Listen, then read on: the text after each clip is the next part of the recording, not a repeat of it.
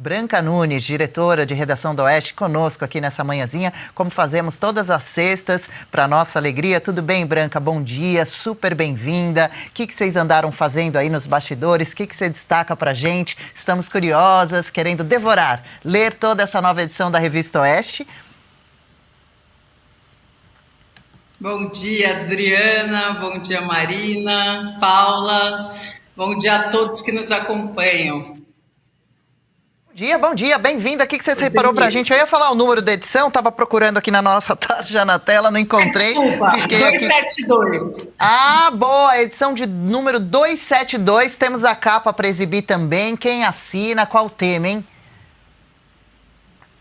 Quem assina é o J.R. Guzzo. A capa está brilhante, como os textos do Guzzo costumam ser.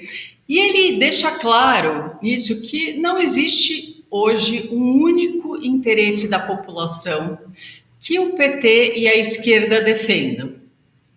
Então, ele conta assim, que o PT hoje está moribundo, o Lula, esse governo Lula, completamente sem rumo, e os dois só conseguem respirar hoje por causa da ajuda do STF. Então, por exemplo, uma outra coisa que ele fala é que, como eles não têm uma saída viável para a próxima eleição, o único caminho possível que eles veem, é o que a gente acompanha nas declarações, é esse flerte com o autoritarismo. Então, vamos ver, nos próximas semanas, meses, como é que isso se desenrola. Eu vou continuar aqui citando uma reportagem do Christian Costa. Ele escreve sobre os idosos do 8 de janeiro. Hoje, a gente tem 25 homens e mulheres com mais de 60 anos que estão presos por causa dos atos de vandalismo em Brasília e condenados até 17 anos de prisão. Uma delas, essas histórias elas são de cortar o coração, o Christian conta algumas, entre elas a da Jusilene Costa do Nascimento, de 61 anos. Ela está presa desde junho do ano passado, e cumpre uma pena de 14 anos de prisão. Então, ela está num presídio feminino em Florianópolis, divide uma cela com outras presas e a advogada dela descreve o colchão que ela dorme e parece que ele é feito de papel, de tão fino que ele é. Ela desenvolveu depressão, tem crises recorrentes de ansiedade e não recebe o atendimento médico adequado para esses males. Mas se não bastasse essa situação, ela, em 2023, o Alexandre de Moraes, ele mandou bloquear a pensão de 2 salários mínimos que ela recebia. Então, o filho dela, de 25 anos, esse dinheiro ajudava a pagar o aluguel, e hoje em dia o filho tem 25 anos, mora em Palhoça, e ele teve que achar outro emprego e virou a vida de cabeça para baixo para conseguir arcar com todos os custos sozinhos. E o que é mais angustiante dessa situação é que a pauta da anistia, que parecia que estava caminhando no Congresso, ela foi esquecida e não se fala mais disso.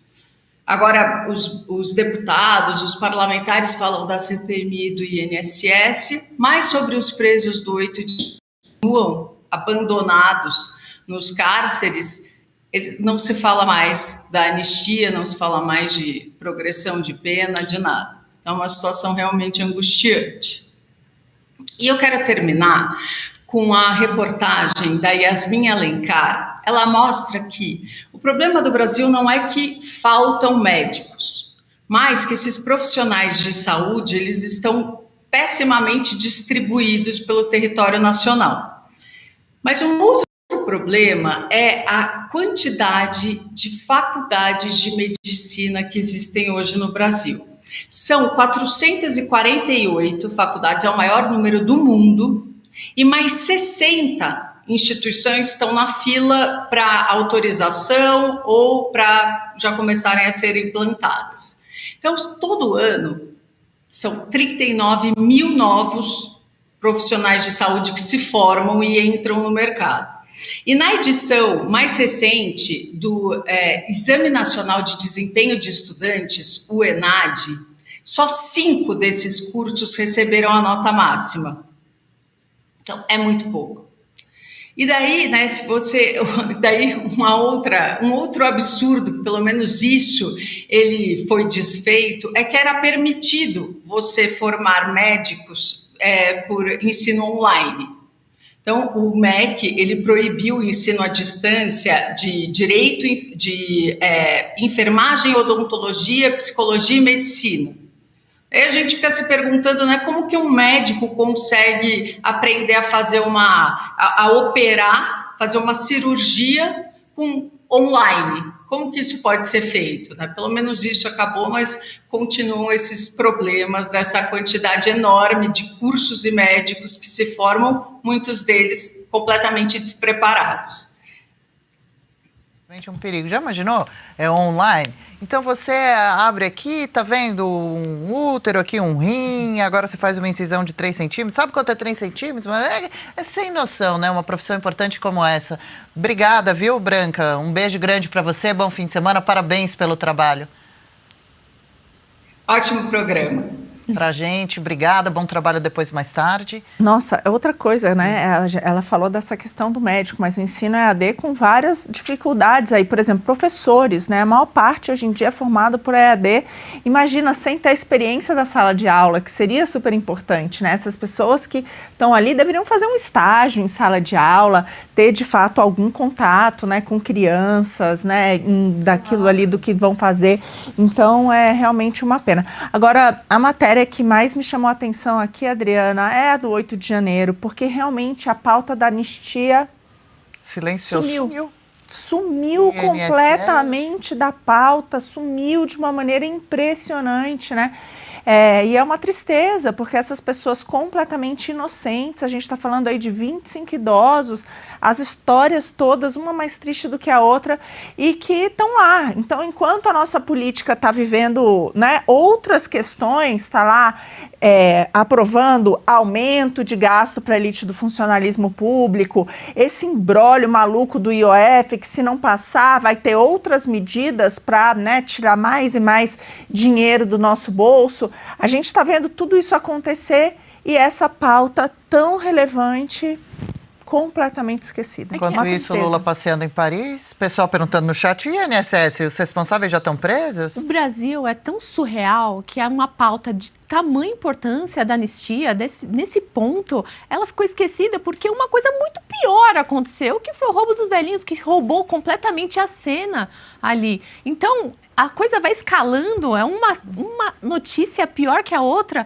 que a gente vai começando a esquecer o tamanho da importância que é a anistia, né? A gente não pode esquecer que existem idosos inocentes presos há 14 anos de cadeia. A Branca falou que essa idosa estava dormindo num colchão feito de papel.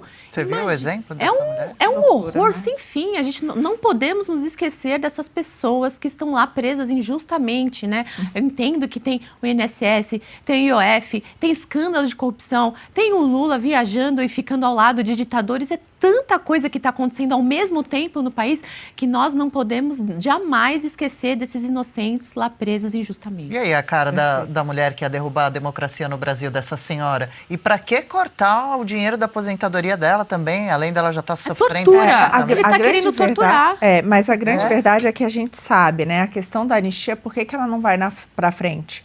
Porque a única coisa que sobrou para o desgoverno Lula, né, e que faz com que eles ainda tenham alguma coisa, é esse absurdo dessa história do golpe, né, que eles estão articulando junto com o STF. Então, ali, ninguém solta a mão de ninguém, né, tá muito claro isso. Então, é uma decisão importante do Executivo e do nosso Judiciário, por isso que não vai para frente. E aí, o que eles têm feito? Chantageiam o Congresso, né, pela parte do Judiciário, o governo compra o Congresso pela parte do Executivo e essas pessoas inocentes continuam na situação porque a caçada à direita, todas as tentativas de deixar Bolsonaro completamente fora do jogo político se mantêm. Posso dar um bom dia aqui pro chat? Pode, Vai sim, comentar por favor. Pode? Vamos lá, rapidinho. Queria dar a gente acabou não dando bom dia pro nosso querido chat, né? Muito bom dia a vocês todos que estão acompanhando o nosso querido programa. Queria dar bom dia pra Nilda, pra Flávia, pra Carmen, pro Ricardo, muito bom dia, muito obrigada pelo elogio. E tem um comentário muito bom aqui sobre o que a Branca falou. Cursos de medicina online formando médicos para crianças reborn. Olha só, isso pode, né? Se foram para bebês reborn, pode fazer o curso de medicina online. E já que falamos da Branca, da nova edição do Oeste, fica aqui o convite também para você se tornar um assinante. O QR Code está sempre aqui na nossa tela. Entre em contato, saiba das condições dos planos e venha fazer parte do nosso time também. Ajude a Revista Oeste a continuar existindo, aumentando a programação, né? Não é nem ajudar, é ser nosso parceiro, né? Apoiar o nosso trabalho, né? Que você sabe que a Revista Oeste não aceita dinheiro de governos, dinheiro público e tem acesso a matérias que você não vê por aí em qualquer fonte de comunicação, né? Então você tem matérias do J.R. Guzzo, Guilherme Fiuza, Augusto Nunes, Christian Costa, Adalberto Piotto, Ana Paula Henkel, Rodrigo Constantino e muito mais. Legal, gostou desse corte? Estamos ao vivo de segunda a sexta-feira, das 10 ao meio-dia, no YouTube da Revista Oeste. Eu, Marina Helena, Adriana Reide e Paula Camacho analisamos as principais notícias do dia. E siga as nossas redes sociais, @oestecom.elas.